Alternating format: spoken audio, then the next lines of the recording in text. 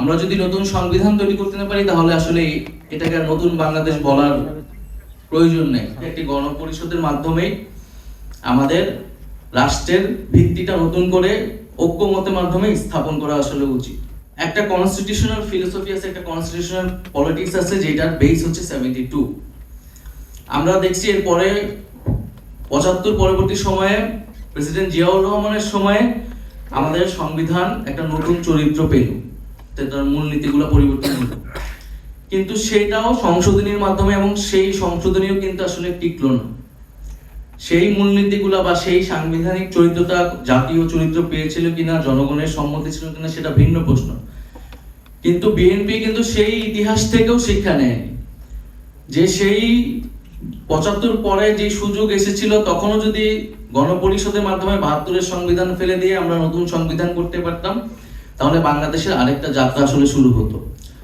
তো সেই জায়গা থেকে কিন্তু আমাদের শিক্ষা নেওয়ার আছে, এবং 24-এর পরে যেহেতু আমাদের সেই সুযোগটা এসেছে, আমরা মনে করি যে একটি গণপরিষদের মাধ্যমে আমাদের রাষ্ট্রের ভিত্তিটা নতুন করে ঐক্যমতের মাধ্যমে স্থাপন করা আসলে উচিত। নাগরিক কোয়ালিশনের আরো কিছু যে প্রস্তাবনাগুলো রয়েছে, প্রধানমন্ত্রী মেয়াদ সময় 2 টার্ম, এটা আমরা সমর্থন করছি। এটা হয়তো অনেকে বলছেন পৃথিবীর বিভিন্ন জায়গায় মেয়াদ এটা নজির নেই, কিন্তু আমাদের দেশের বাস্তবতায় এবং পরিবারতান্ত্রিক কাঠামো থেকে বের হয়ে নতুন নেতৃত্ব বিকাশের জন্য আসলে এটি প্রয়োজন বলে আমাদের কাছে মনে হয়েছে। এছাড়া এর পাশাপাশি রাষ্ট্র কাঠামো সংস্কারের পাশাপাশি রাজনৈতিক সংস্কার, সংস্কৃতি সংস্কারের কথা অনেকে বলছেন। আমরাও মনে করি যে সংস্কারের যে কর্মসূচিটি শুরু হয়েছে এটি আসলে অব্যাহত রাখতে হবে, এটি আসলে ধারাবাহিকতা থাকতে হবে, এবং এটি শুধু সংবিধান বা রাষ্ট্র কাঠামো সংস্কার নয়, বরং আমাদের রাজনীতি, সংস্কৃতি এবং অর্থনীতির যে সংস্কারের কর্মসূচিগুলো, সেগুলো আমাদের রাজনৈতিক দল আকারে এবং পরবর্তীতে যারা সরকারে আসবে তাদের সেই কার্যক্রমগুলো চালু রাখতে হবে।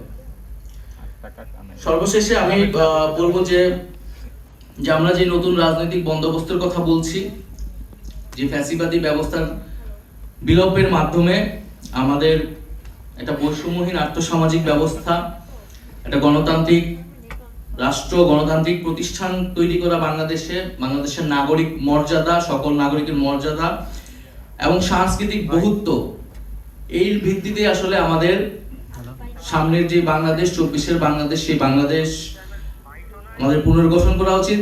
আমরা যদি নতুন সংবিধান তৈরি করতে না পারি তাহলে আসলে এটাকে আর নতুন বাংলাদেশ বলার প্রয়োজন নেই, কারণ আমরা পুরনো বন্দোবস্তে, পুরনো সংবিধানে আস্থা রাখতেছি।